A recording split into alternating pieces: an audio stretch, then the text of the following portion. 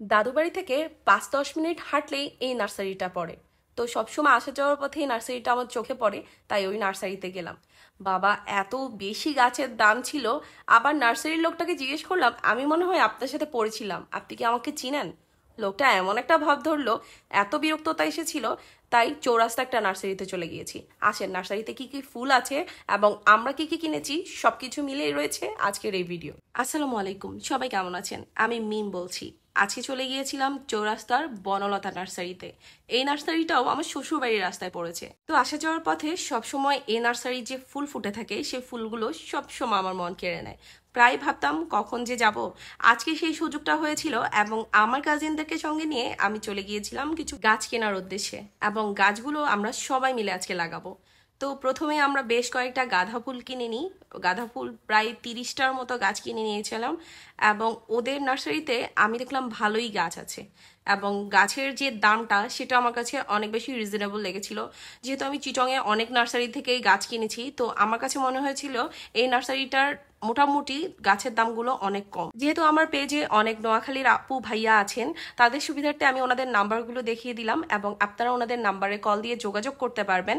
যোগাযোগ করলে আপনারা জানতে পারবেন কি কি কালেকশন ওনাদের কাছে রয়েছেন, এবং আপনারা ওনাদেরকে কল দিয়ে অর্ডার করতে পারবেন, যেটা ওনারা আপনাদের বাসায় পৌঁছে দিবে। আমি আপনাদেরকে নার্সারির লোকেশনটা বলে দিচ্ছি। এটা হচ্ছে মিরওয়ারিশপুর ভূমি অফিসের সামনে। সব রকমের গাছ তো পাবেনই, পাশাপাশি আপনারা ওনাদের কাছে বাগান বিলাসের অনেক কালেকশন পাবেন, যেটা আমি নোয়াখালীর অন্য কোনো নার্সারিতে এত বেশি দেখিনি। আর খুব ভালো লেগেছিল ওনাদের যে ইনডোর প্ল্যান্টগুলো, সেগুলো খুব সুন্দর করে ওনারা সাজিয়ে রেখেছিল। আপনারা চাইলে সেগুলোও কিনতে পারেন। নার্সারির যে ভাইয়ারা ছিল তাদের ব্যবহার খুবই ভালো ছিল, আর এত সুন্দর করে প্রতিটা গাছের ওনারা বুঝিয়ে দিয়েছিল কোন গাছে কতটুকু সার দিতে হবে, কি দিতে হবে, সবকিছু খুব ভালোভাবে বুঝিয়ে দিয়েছিল।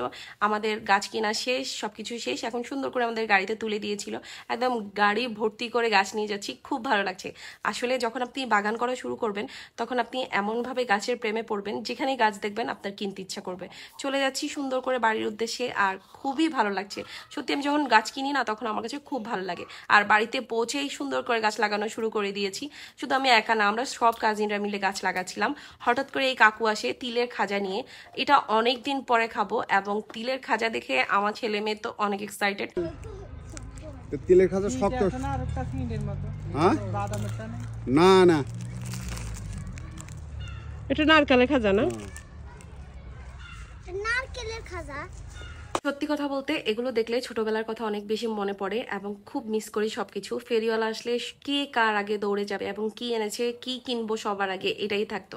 আগে তো এগুলো অনেক বেশি আসতো, এখন তো ফেরিওয়ালা গ্রামের মধ্যে দেখাই যায় না। আর আগে ফেরিওয়ালা যখন আসতো তখন কত কিছু ভাঙা নিত, টিন ভাঙা, এ ভাঙা, ওই ভাঙা। কিন্তু এখন তো আসলে টাকা ছাড়া কোনো কিছুরই মূল্য নাই। যাই হোক, আমরা সবাই মিলে তিলের খাজাগুলো কিনলাম, এবং সবাই অনেক মজা করে তিলের খাজাগুলো খেয়েছিলাম। একপাশে খাচ্ছি, একপাশে কাজ করছি, তার উপর খেতে খেতে এত বেশি ভালো লেগেছিল। মাহিকে বললাম, মাহি তুই আরো কিছু টাকা নিয়ে আয়, আরো কিছু তিলের খাজা কিনি। আর আমার ছেলে মেয়ে তো একবার মামাকে ধরছে, একবার খালাকে ধরছে, তিলের খাজা কিনে দাও। আমি তো এদিকে গাছ লাগানো নিয়ে ব্যস্ত। তো মাহি অনেকগুলো তিলের খাজা কিনেছে একদম শেষে। তো আমরা আবার সবাই মিলে বসে তিলের খাজা খেয়েছি। দাদু ছাড়া দাদু বাড়িটা কেমন জানি জীবনহীন লাগে। তারপরও সব কাজিনরা যখন একত্রিত হই তখন কিছুটা ভালো লাগে, কিন্তু আমার দাদু যখন দেশে থাকে তখন আরো বেশি ভালো লাগে। মনে হয় আমার দাদু বাড়ি তার প্রাণ ফিরে পেয়েছে। আমাদের সবগুলো গাছ লাগানো প্রায় শেষ। এখন আমরা বাড়ির আনাচে কানাচে যেসব গাছ নিজে নিজেই উঠে, সেগুলো কিছু আমরা তুলে আবার সুন্দর করে অন্য একটা জায়গায় সুন্দর করে লাগিয়ে দিচ্ছিলাম। আহারে, আমার চাচিদের অবাধ্য ছেলেগুলো আজ কত বাধ্য ছেলের মতো কাজ করছে, দেখে কত আফসোস হচ্ছে। যখনই বাড়ির কোনো কাজের কথা উঠে না, এক একটা এক এক দিকে পালিয়ে যায়। সবগুলোকে খুঁজে এনে তারপর কাজ করিয়েছিলাম। খুব ভালো লেগেছিল, দিনটা খুব সুন্দর কেটেছে। আসলে সব কাজিন মিলে যখন কাজ করছিলাম তখন অন্যরকম এক ভালো লাগা কাজ করছিল। আচ্ছা, আমার এই ভিডিও দেখে আপনাদের শৈশব কি আপনারা মিস করছেন? জানাবেন কিন্তু। আজকের ভিডিও এতটুকু। ভালো লাগলে লাইক, কমেন্ট, শেয়ার দিয়ে পাশে থাকবেন। আপনারা আপনাদের দোয়াতে আমাকে রাখবেন। আল্লাহ হাফিজ, আসসালামু আলাইকুম।